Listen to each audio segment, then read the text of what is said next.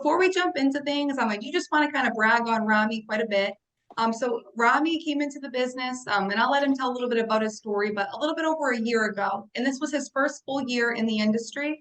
Not only did he hit Hall of Fame, but he has a growing team at senior sales manager and growing. But with that being said, one thing that's near and dear to both me and Rami's hearts is we truly believe that every single agent that's in this vehicle, when I say vehicle, that's working with Family First Life, you can write at a high level. It's just up to what does your mindset look like? What does your activity look like? Do you invest in leads? Do you invest in yourself, right? What does your schedule look like? So this year, I know for me, and I don't want to speak for Rami, but one of my top goals is how can we help people produce at a higher level? So with that being said, I myself am a Hall of Fame producer as well, so you get to hear from me and Rami today. I guess it's the 2-for-1 special. But without further ado, Rami, I'm going to jump right into that because we kind of broke it down and we said it came down to 4 things, right? Mindset, leads, activity, and schedule. Agreed? Sure. And can you talk to us a little bit about your mindset, kind of going into a new career full time and looking at your first year? So if you take a step back to last year, if you will, and thinking about, did you ever doubt that you could hit Hall of Fame? Like, was that ever something that you were like, I don't really know if I can do that? So to go to kind of backtrack, so no, when I first came into the insurance industry, as people know, I came in part-time. I was not in any kind of sales background experience, did not have any experience in insurance. I joined FFL part-time basis while still working in the hospital. I transitioned full-time back in January. And then when I came in, even part-time, I didn't have any doubt that I could Hall of Fame. Just because I'm one that I believe myself truly, and I think if I can do it, then anybody can do it. And I'm one that I put my mind to something, I know I'll complete it, just like most of us are on this call. But mainly what stuck out to me was I saw my results part-time. I saw what I could do part-time and I saw what that looked like. And I just automatically did the numbers. I said, okay, if I just automatically double this by nature, just go full-time, I should automatically hit Hall of Fame. And if I just follow the system appropriately, which I did, and then it just all fall in line. Awesome. I love that. So you really never doubted the belief within yourself, right? And now I No. love that because, you were surrounded by, a bunch of people who were also doing it, right? So you're in an office and you have that environment, which dictates behavior to an extent. But I love how you said basically, regardless, I believe that I could do it, right? And that's where it starts, guys, is like, if you don't believe you can do it, you can't do it. If you believe you can do it, you have a lot better of a shot to actually do it. And if you want to hit Hall of Fame, write it down somewhere. It might sound silly. Write it down. Send it to your upline. Send it to your best friend. Send it to somebody that cares about you because it's accountability right there that's going to start building that belief that you can indeed do this. So Rami, talk to us a little bit about your mindset. What do you do on the days where maybe you wake up and you're like, I don't really feel like doing this today, whether that be hitting the phones, that be going to your appointments, that be sleeping in, whatever that might look like. Talk to us a little bit about your mindset. So of course, one of the main mindsets here of any top producer and Hall of Fame producer, and I'm sure you can vouch with as well, is having non-negotiables. So even on those days that you want to feel like you want to sleep in, on the days that you don't want to make it to your last appointment, on the days that you're dialing from 8 to 8, and even you want to stop at 4 p.m. because you think that you've done enough. No, the main point is to stick to non-negotiables, which means getting into the office early, start dialing by 8 a.m., making sure you're having a full schedule and truly setting the deck in your favor and actually setting the proper expectations for yourself. Because if you can set the proper expectations for yourself, it's automatically going to translate into your business. Now, if you don't set the proper expectations for yourself, there's no way you guys are ever expected to translate into your business. That's not how life works. It's very simple. If you're not an organized person, you're not going to have an organized closet. If you're not going to have an organized closet, you're probably not going to have a very organized business. If you're one like me that likes to talk a lot, I guarantee when you talk to some agents, you're going to continue to talk. Sometimes you have to learn to stop talking sometimes. So the mindset really for me was mainly sticking to those non-negotiables, was making sure that no matter what, like I said, that I truly believed in myself, that I knew that no matter what, I was going to complete it, I was going to hit my numbers, and I was going to get into Hall of Fame. And mainly what did that as well was, like you said, surrounding yourself with other uplines, managers, people who just really care about you and really want to see you win, and you actually understand the business. Because I came in new. I did not understand the business fully, but because I had you, Christina, Paul, and many others to lean on, it helped, guide me and help kind of stick to those non-negotiables. If I didn't see, you and Christina come to the office every single day by 7:38, I wouldn't have thought that's important. I would have truly would have believed that it's not important to get to the office by 8 a.m. That, that little time of me, like you said, trying to sleep in, that it's okay. If I'm able to help 5 families in a week and still sleep in, why not? That should not be the mindset, guys. The mindset should be, if you can do that while sleeping in, take what you can do not sleeping in. You really want to, I'm not going to go down a rabbit hole. I looked at my potential and I realized that, hey, and in order for me to truly hit my potential, I'm going to have to truly take this serious and treat this like your actual job, with a two-job, and treat it like it's my business day one. So to kind of put it all together, that's the mindset I had, that I had to take it serious. For just play it short and simple, take it serious, stick to it, and do what's told, in essence. I love that. I think it's really important to remember, like, hey, you're gonna have days that you don't want to do this, right? Rami, like, have you ever woke up and you're like, I really don't want to dial today, right? Like, we've all woken up like that, but it's how do we react to it, right? And Rami, your reaction is typically what? To just go and dial. It's Do okay. it Hey, I'm anyways. not one to, yeah, I'm not one to feel bad for myself and kind of sit down and be like, you know what, it's okay to say. It's like, no, we're all grown adults here. We all understand exactly in life what it truly takes to kind of get through life. Apply that same logic, guys, to the business. It's like, in order to truly get through life, you can't just sit down with if every bad thing that happens to you, you're gonna take it and you're gonna analyze it, overanalyze it, whatever word you want to tie around that. It's not gonna work. You have to kind of just compartmentalize it, put in the back of the head, and just keep going. And then eventually, of course, don't bottle it up and just let it become like a bottle effect.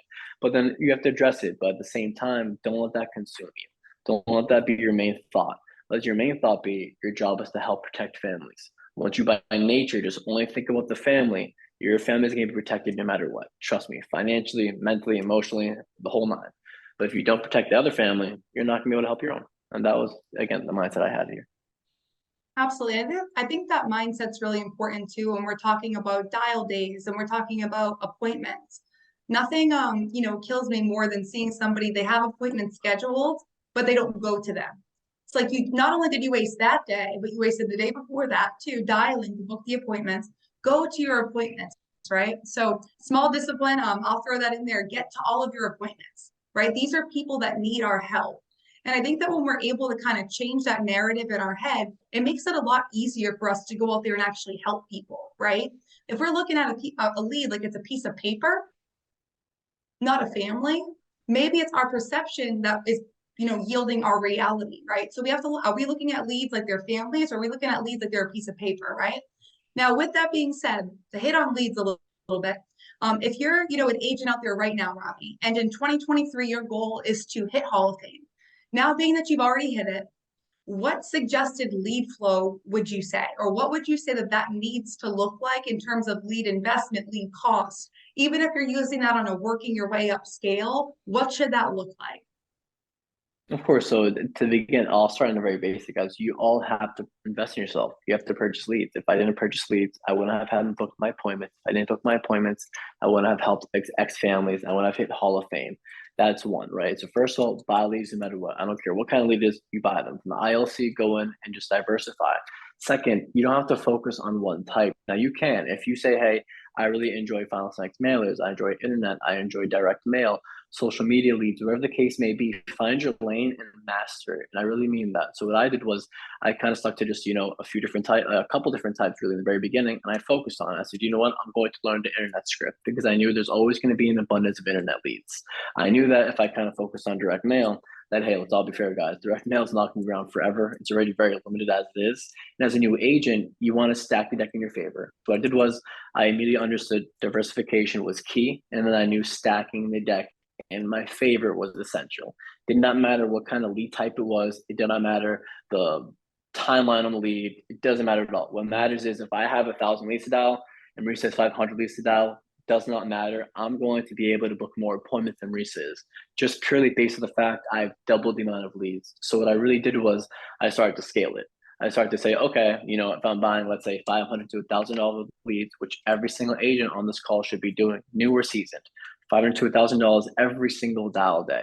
Once I did that, I saw what I would produce. You would measure your close rate. In essence, you don't have to measure it with a calculator, but you're gonna know. You guys will automatically know by nature. You know how many leads you need to book your appointments, how you sound on the phone, how better you have to be. So that's the first thing I figured out was how many leads was that? To me, that was 500 to 1,000. Now, guys, it's pretty much around $2, $3, $4,000 a week on leads. Then the lead type, again, I diversified. I knew that if I don't have direct mail in my area, I'm not going to sit and mope and try to, call Marysa and call Christina and call Paul and say, how can I get direct mail here? How can I get this kind of social media lead? How can I call Happy Agent, all these vendors, and figure out this whole formula? No, I went on the ILC. I understood exactly that, hey, in order to be successful, we all buy, majority of my leads come from the ILC guys. I grew right away. I bought internet leads. For me, it was instance in the beginning because to me, I like instance. They're exclusive to you. They're fresh. It's fresher data. I just like to call them, hey, I'm calling you back. Put the form you filled out online.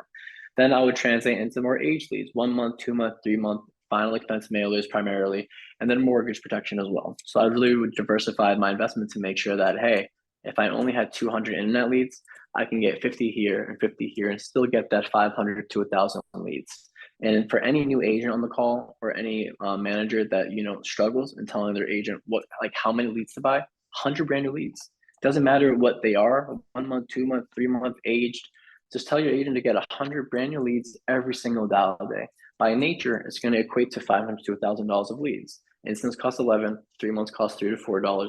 Do the math, guys. Plus, there's discounts and work slots. So you really can stack your deck in your favor. So that's what my lead flow looked like in the beginning. As I mastered my lane, I figured out, what I truly enjoyed. And once you guys find your lead type that fits your flow, your personality, the way you speak, lock onto it, try to get availability. And if you can't, again, you go back to the very beginning, what you did at first, when you first started. You continue to diversify. You just continue to keep purchasing leads to make sure you're stacking your deck. Just like Marysa said, this piece of paper is just a piece of paper, but it's not. It's a family. The inventory, but it's going to be a lead most of the time. It's going to be a family, guys. So it doesn't matter if it was online, Facebook, YouTube, through the mail. There's still a family asking us for help. So if we can keep that mindset, it does not matter what you're doing as long as you're making the dials and going to your appointments, like Marysa said, hitting your last appointment, going to your early appointment. You're going to see you. You're going to Hall of Fame really quick. And I mean that. Absolutely. And that was huge. I think with leads too, it's important, like you said, diversification is huge. Just being able to know that you can go back and you can always work that other lead type that is available in the ILC, right? You're not tying yourself to just this one vendor or this one lead type. You're saying, hey, there's an endless amount of internet leads in there. If I can work those guys, I can work anything, right? So that's huge. And then in terms of lead count too, I think it's important. I always talk about that. If I have 100 brand new leads that are brand new to me, so it doesn't mean they have to be all new, just brand new to me, like Rami said, there's no doubt I'm going to book 16 appointments. I have the leads. Now I just need the activity. I'm going to have the appointment count, right?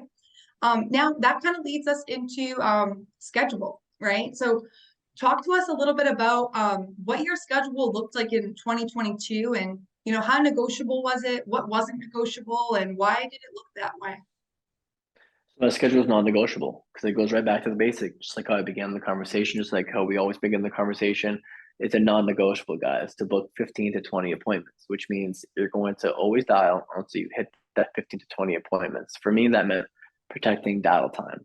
So if you're becoming your part-time, that means you have one individual dial day, the whole day you're dialing to book your next 2 days or the next day, depending on your work schedule. If you're full-time, like most agents here, you're going to be dialing Monday, Tuesday, Wednesday, Thursday, Friday, Saturday. Now, I'm going to say this, but I want you guys to truly understand what I mean when I say this. If you're here full time, your dial days at times they can be, let's say you're dialing on Friday for Saturday, Sunday if you have to, or let's say you're going to call on the Wednesday for Thursday, Friday. But 95% of the time, you should be dialing on Monday for Tuesday, Wednesday, Thursday, Friday, Saturday, rinse, wash, repeat. You want to have 2 dial days and then 4 run days. When you're doing that, when you're sending up, it's like muscle memory. It's like when you're shooting a basketball, guys. Your brain and your by nature, it's like the psychology behind it. You're going to naturally just book your appointments. You're going to know, okay, Monday's dial day. Tuesday, Wednesday, I'm in the field. Thursday, I'm doing it all over again. And you're prepping yourself. And it's all about repetition, guys, right? You want to do this over and over and over again to make sure that you're going to sound the best here on the phone, that when you're in the home, you've helped enough families that that you can actually combat and challenge the client if needed. But if you're not making those repetitions, and it's not going to work. And to be very honest, you can repeat as much as you want, but if you're not calling your upline, if you're not correcting yourself, the definition of insanity is repeating the same thing over and over again and expecting a different result. So you really want to make sure that you're taking massive action and massive correction, which all that means is if I'm dialing and I'm actually getting through protecting my dial time. I'm not booking my appointments. We'll get into what I do in the field day to actually help that. But during that dial day, I'm calling Marysa. I'm calling my upline. I'm calling a manager who's really good on the phone. So I'm going to say, hey guys, what are you doing? What are you saying? Put me in a Zoom call, put me on a private call with you. Let me hear you. Send me a recording. Send me a YouTube video that you like, that you personally watch all the time.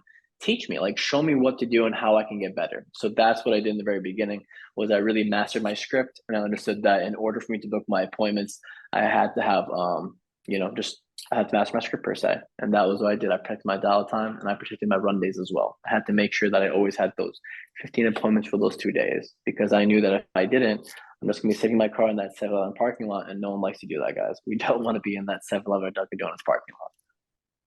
We've all been there, right? Yeah. We don't want to end up there.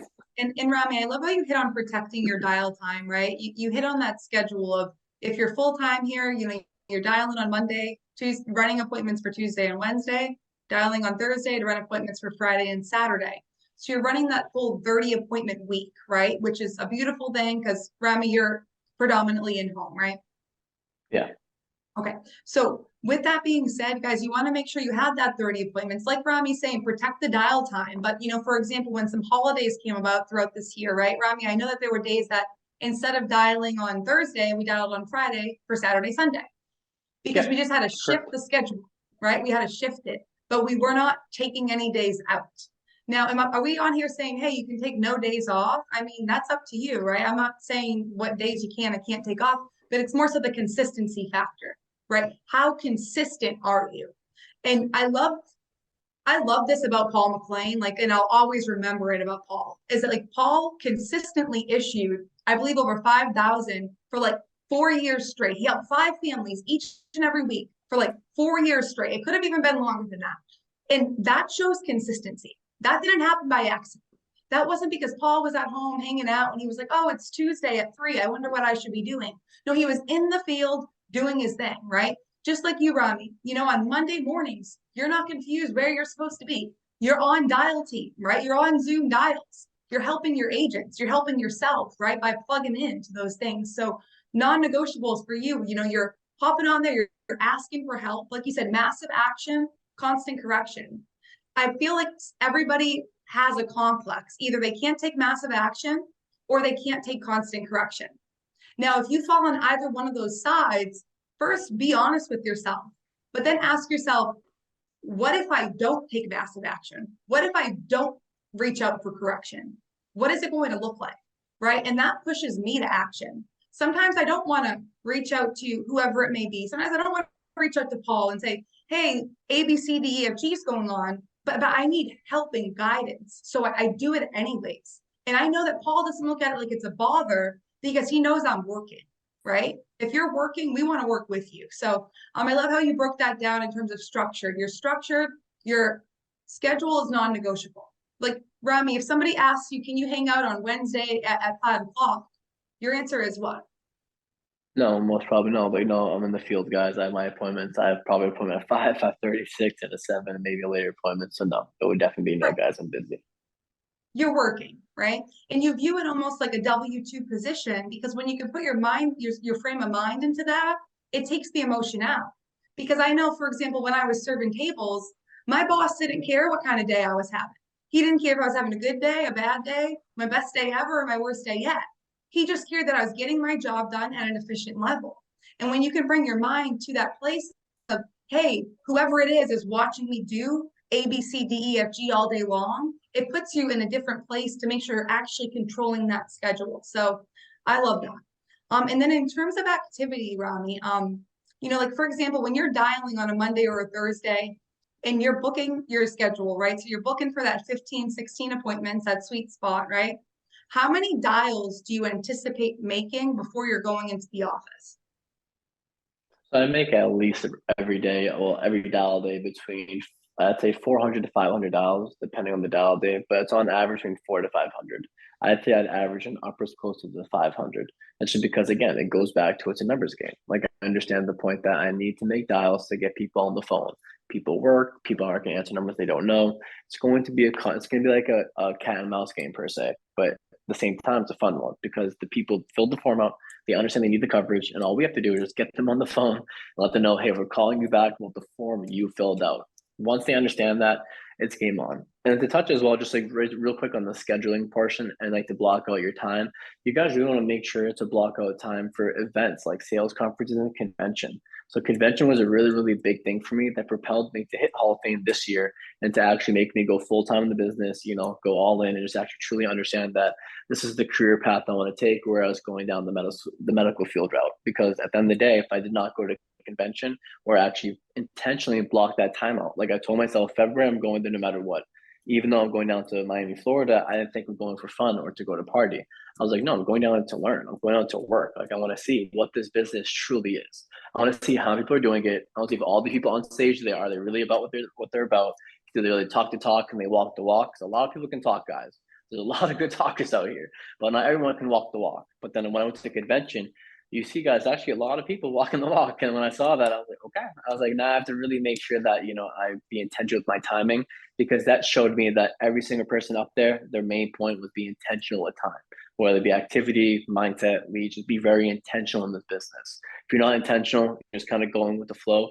Sure, you may find success, but are you going to hit Hall of Fame? Are you going to become that top producer, that elite producer you're truly looking to be? No, I don't think so. Agreed. And I love that. And I just want to even drive home convention just a little bit more. It's like, Rami, when I opened up with that question, like, did you ever doubt you could hit Hall of Fame? And we know, and we can see, or at least we can probably all see right now, you have a strong belief within yourself, which is extremely important. But you also knew that you had people that believed in you, right? Like, I believed in you, Christina believed in you, Paul believed in you, and so on, right? But going to convention, did that help reinstill, like, I can do this? And if so, like, why? Yeah, it did, because you see so many different walks of life. It's like a melting pot. You just walk in there, you hear everyone's different stories. You hear people that had like Fortune 500 company jobs, people came from corporate, people that were self-employed that were making, close to 7 figures a year, people that actually had, if you were to not be in this industry, you were to work at a different job and look in, you'd say, okay, wow, I want that job. Or okay, like, hey, that seems good. Seems like a good gig. Then you see all those people. I'm sorry for my lack of terms, guys. But you see those individuals end up coming into the industry, and you see that, okay, wow, not just are they succeeding, but they're actually like going past their potential. There's no ceiling here. So at convention, I truly saw that there is unlimited potential here, and there's no ceiling. And convention, yeah, like I said, there's all different walks of life. I knew that if a couple people can do it, I know that I can do it 100%. And then that really instilled the belief. And by how many people were there, guys? Like, truly think about that. Think about Lone Depot Stadium being packed, and think of how many people were actually on stage, and names being called during the award ceremony, and the names being called for agencies and top producer. It wasn't just, we're going to a convention or going to an event, hearing a bunch of people speak, motivational speakers who got paid, we paid for a ticket, we leave. You're actually going there and you're seeing proof in the pudding. Like, you're actually seeing the receipts. People are actually up there saying like, hey, this is what I did. This is how I did it. You want to learn more? Come talk to me about it. When you go talk to them about it, they show you everything. They say, hey, look, it's a copycat industry. Like, this is exactly what I did to get successful. Are you willing to put the sweat equity in the work to do it? When I saw that, that definitely gave me the belief that, hey, I can do this, because I know that if I put my mind to something, I'm going to complete it no matter what. Doesn't matter what it is, I will get it done eventually. And that's just the mindset I feel like you should have here, because we all should believe in ourselves, guys. It's a very easy thing to kind of get lost in yourself and lose confidence and belief, or lose that self-efficacy. But we're just keep in reminder, guys, that we're all here for a reason. I mean, I'm not going any down route, but we're all here for a reason. And we all can do so many things you don't realize. I've seen so many patients, guys, at hospitals, like when I worked, that you would look at them and you would think, okay, like they're sick, they can't move, they have no ambulation, they can't walk, they just have their overall quality of life is deteriorated. But then you end up talking to them and they've completed like all these vast milestones throughout their whole progress. And I'm thinking, if they can do that while they're going through hell, imagine what we can do when we're actually, getting to the best position possible in the best vehicle possible. So that truly opened my eyes and realized that, guys, we all can do this business. I'm not just trying to be cliche and corny and saying that. I really mean that. And if anything, I'm proof of that, guys. I've had no sales experience, no insurance experience. There was nothing special about me. All I did, maybe I bugged Marysa a little bit because I've known her for such a long time. Maybe I bugged Christina a little bit because I've known her a long time as well. But outside of that, guys, there's nothing I did that you guys can't do. Your upline is not going to get mad at you for practicing your script over and over again. That's what they're there for. They're there to help you.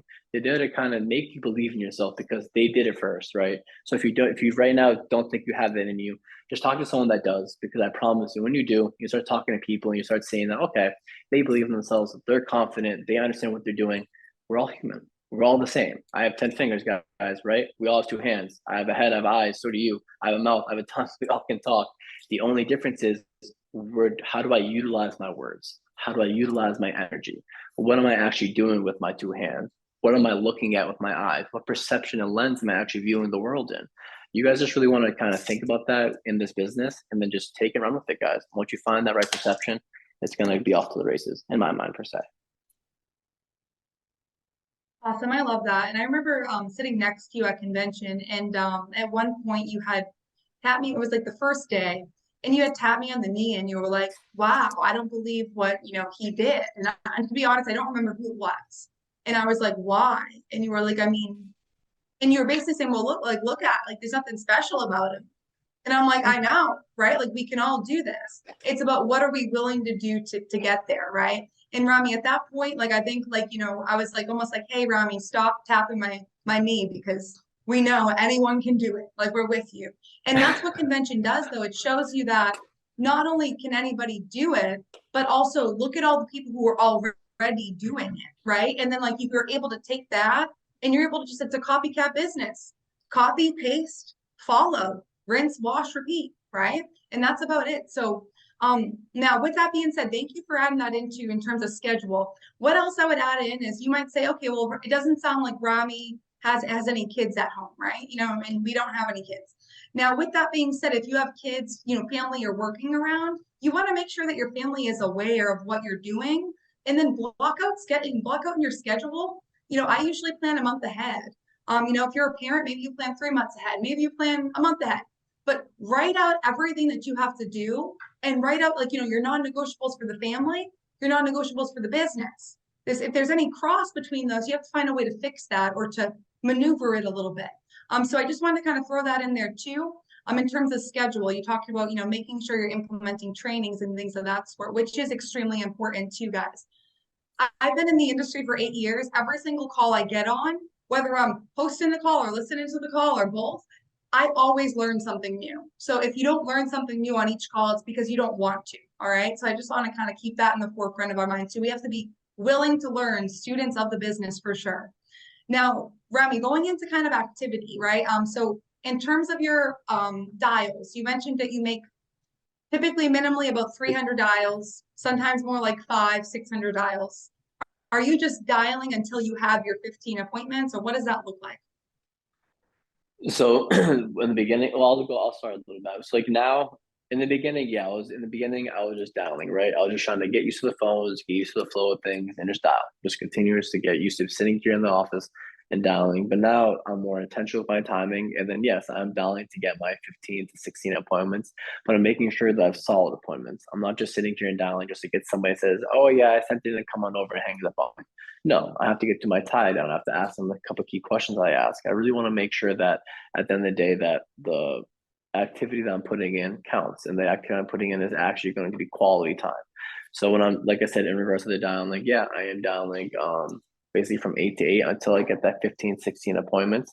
But even after that, I'm talking to agents, I'm talking to other clients in between. I'm trying to make sure I'm always doing an income producing ability, especially with income producing activity, especially with my in my activity. And to me, the phones is an income producing ability and activity, because if you have the ability to talk on the phones, you can do telesales, you can do virtual, you can book a full schedule. It truly, puts you in the best position possible. So that's what I was doing mainly regarding the phones and dial day. I would book my 15 appointments. Yeah. Love it. And in terms of let's say, you leave the office and you only have 10 appointments. You weren't able to book up that 15 appointment schedule. It's 9:30 and you're like, I just couldn't get to 15. What does that look like, the next couple of days? Yeah, so the next couple of days I'm still dialing. So guys, if you don't have a full schedule, it's okay. Like again, you're not all gonna be perfect here. I wasn't perfect. I didn't come right off the gate having 15, 20 appointments every single dial session. Some days, you're not going to have a full schedule. You may have only 8 for one day or 4 and 4.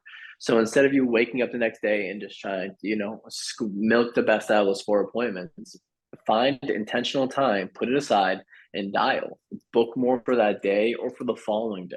Set the deck in your favor. So what I would do is if I had, let's say again, 4 and 4, 4 on Tuesday, 4 on Wednesday. My first appointment, let's say, was at 9:30 or at 9. I would make sure I woke up early at 7, 7:30, even earlier, but I'd make sure I'm on the phone by 7:30, 8, and I'm calling them. And I'm trying to book more appointments for Wednesday. So if I only have 4 on Tuesday, at least on Wednesday, I can have 8, 9, 10, 11, 12. So in total, it still equates to 16. Now, let's say, I still dialed and I was unable to kind of, book a full schedule. Let's say I was able to add a couple extra appointments, right? So my 8 became 10 appointments. Instead of me saying, hey, that's it, I did my work, I woke up an extra hour, I woke up hours early, I did my dialing. No, what I'm going to do is I'm going to end up door knocking. So for basically what Marysa taught me is for every 1 appointment missed, you should have 5 door knocks set. So what I'll do is if I know I have a big gap in my schedule, I'll intentionally look where the appointments are. I'll find the county and the city. I'll find leads in my CRM that are pretty recent or old, depending on, your dial day and how your lead structure going. And I'll go door knock those leads that are in between that area to make sure that 1, I'm resolving leads. I'm still doing an income producing activity. And maybe they're going to book that appointment right then and there. Maybe it sets that next day up again, just like dialing, except it's in person. It's higher intent because I'm face to face with you. You're not going to tell me to come back over later on tonight or tomorrow if you truly don't want me there. That would be kind of weird. Someone came to my door and they said, "Hey, I'm here to give you your final expense insurance." I say, "Okay, come on tomorrow at 6." And I'm not there. That's a little weird, guys, right? So just keep in mind that door knocking is key. I have an agent, Helena, who literally, she went her first 4 door knocks. She closed all her first 4 door knocks. And I was like, you see, like it was proof in the pudding again, guys, that this stuff works. We don't just say it just to, make you guys go out and do activity. No, it truly is income producing activity. It's just how hard are you willing to work? So again, like I said, I would dial in advance. If I cannot book those extra appointments, then I would door knock in between. If I can't get in that door, I would set the appointment. And if they can't set the appointment the next day, I will set it for whenever they're available, or do a telephone call, or do a Zoom. Guys, there's so many ways to close to really help that family and resolve the lead at the same time. You just have to be, let's say, modifiable or adaptable per se. If you can just keep on adapting and evolve, you're going to be fine in this industry. So that's mainly what I do on my days when I don't have appointments. But you will never catch me in that 7-Eleven or Dunkin' Donuts parking lot. I am always doing something. Or if I'm not calling my clients, I'm calling you, Marysa. I'm calling Christina. I'm calling Paul. I'm calling one of my mentors. I'm trying to figure out exactly what I can do, how I can get better, what can I plan in the future. Because I know that if I wasn't booking my appointments that Tuesday and Wednesday, it falls in my script. That means I was not preparing properly. It's either I don't have the leads, I didn't buy extra leads, or I was having a bad dial day, or I just really, truly did not give it my all, and I still have not mastered my script. So instead of feeling bad for myself, I would call you guys and I would say, hey, like, what am I doing wrong? Like, how can I do this? I would always track. You taught me one thing is to track your appointments, track how many people you're sitting with, how many dials you're making, and how many people you're actually closing. Because once you have that written out for about 30 days, it's really easy, guys, to figure out exactly where you're messing up, pinpoint on it, and really put the pressure on it, improve that area. And the rest just falls like a domino effect. It's like a cascade effect. Everything gets better, but it all starts with the phones. Absolutely. And that's huge in terms of activity, income producing hours. I always say that's from 8 a.m. to 8 p.m., right? We're supposed to at least be in the field. Sometimes I'm still in the field. My last one will be at 8:30. And guess what? That's usually the best one. You know why? Because not everybody's willing to go to it, right? But you were, whoever it was, that person's going to have that better, impact coming out of it because they were willing to give it a little bit more. They were willing to work an hour later than you were. They were willing to do it 30 minutes longer than you. They were willing to fill their whole dial tracker, right? They were willing to get on the dial team. These are small, tiny things that in the end, they all accumulate up to what does my production look like? What does my business look like, right? And the thing is with activity breeds confidence. I truly believe that. If I leave my office knowing that I called my leads from 8 in the morning until 9:30 at night, and I did the best I could, I'm happy with myself because I know that I did everything that I could that particular day. Now, the next morning when I wake up, like Rami said, I'm going to have a plan of action if I don't have the proper appointment count to try to make up for those appointments. But I'm not going to be hard on myself because my confidence and activity is saying, hey, you did all the right things. Now it's just time, right? It's all going to lay itself out as long as you keep working. And there's two places you can be when you get no-show, guys, whether that's a telesale or that's an in-person appointment or a Zoom. It doesn't matter. You can be feeling bad for yourself on the phone with your friend in the CVS, Dunkin' Donuts, 7-Eleven parking lot. You name your favorite parking lot, it will no longer be your favorite parking lot. It will be like the no-show parking lot. You shouldn't have one of those, right? Your car is a rolling university, meaning that you're always learning. If you've never door knocked and you're intimidated by it, join the club. We were all intimidated before our first door knock. Watch the door knock video of Paul McLean. It's 3 minutes long, 3 minutes of power of how to door knock. It's literally like you can't go up there and say the wrong thing. You just can't. And you're getting a yes or a no. And those people that I'm typically door knocking are people that I've called many times. They're not answering the phone. So when I go to their house, Rami goes to their house, whomever goes to their house, they're going to be like, oh, wow. No one's ever reached out to me about that. Right? But it's because what was the extra step that you were willing to take, right? So when we look at that 8 to 8, like those are our hours of operation in terms of income producing hours, that's huge. I always say I'm 24/7, we're running a business, but in terms of income producing hours, 8 to 8, that is extremely, extremely, extremely important to keep in the forefront of your brain. It's 12 hours, guys. And I'm talking about 4 days a week, right? In terms of run days. Now you do that math and you'll be like, well, she works a lot. Well, I'm very thankful that I have the opportunity in front of me to work a lot, right? So my point being is, guys, keep the activity high. It's going to keep your confidence high. It's going to keep your production high. From there, you can only level up. If you don't keep your activity high, you're going to start feeling bad for yourself, victim mindset. I can't do this. This doesn't work. And you're just going to fall off. It's up to you to keep the activity high, because if I could pick the number one thing out of mindset, leads, schedule, and activity, although it's hard for me to say this because all 4 of those things are so important, the biggest one is going to be activity, because it's the actual action that we're taking to do it or to not do it. And that's in our hands, right? It's completely in our hands what we decide to do with that activity. So that's what I got. Rami, any closing thoughts or anything that you feel like really just propelled you as a top producer, that just one quick tip that you give to anybody?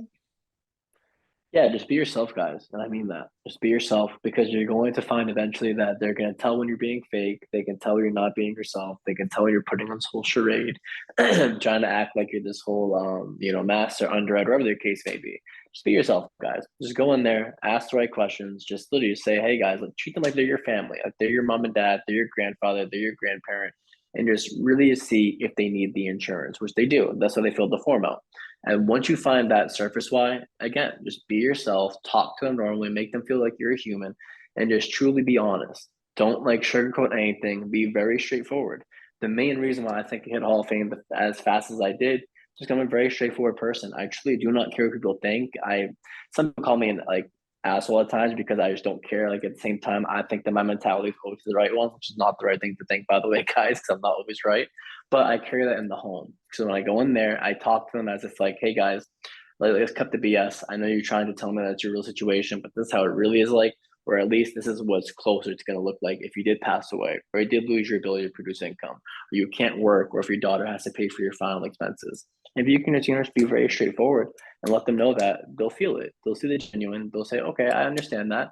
And at the end of the day, you're going to end up helping families and you're going to hit Hall of Fame. So again, just be yourself, just be honest, and then just practice, guys. I mean that practice makes perfect, and it's true. Awesome. Well, Rami, thank you so much for being on with us today and for sharing. I appreciate you. Thank you for having me on today, guys. I really appreciate it. All right. And just to close out the call, guys, if you're not registered for convention, FFLconvention.com. Paul, thank you so much for allowing me to host this call today. And thank you for having us on. We appreciate you all. Let's make it a massive week. We're officially going into 2023. Let's make it strong. Stay steadfast. Appreciate you guys.